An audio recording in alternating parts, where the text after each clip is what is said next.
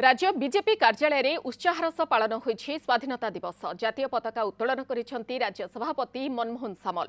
राज्य संगठन साधारण संपादक मानस महांती, पूर्वतन राज्य सभापति समीर महांती, संबलपुर विधायक जयनारायण मिश्र, पूर्वतन विरोधी दल नेता प्रदीप्त नायक, साधारण संपादक जतिन महांती समेत राज्य पदाधिकारी और शताधिक कर्मी उपस्थित थिले। राज्यर खनिज संपद को व्यवहार करी विकसित ओडिशा गठन पई आह्वान दैछंती मनमोहन सामल।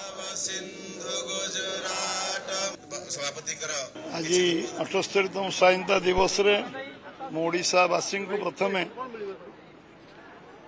भारतीय जनता पार्टी ओडिशा तरफ समस्त को शुभेच्छा जनइबी, धन्यवाद देवी, अभिनंदन जनइबी। एभली एक अवसर आम कष्टलब्ध स्वाधीनता दिवस आज पालन करचु।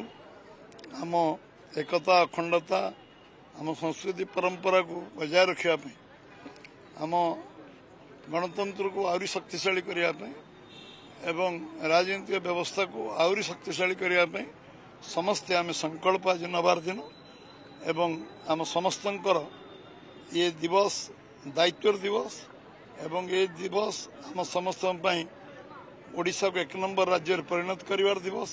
ओडिशार अधिक निश्चय आज दिन में समस्तंकर प्रेरणा उत्साह संकल्प दिन हवा उचित।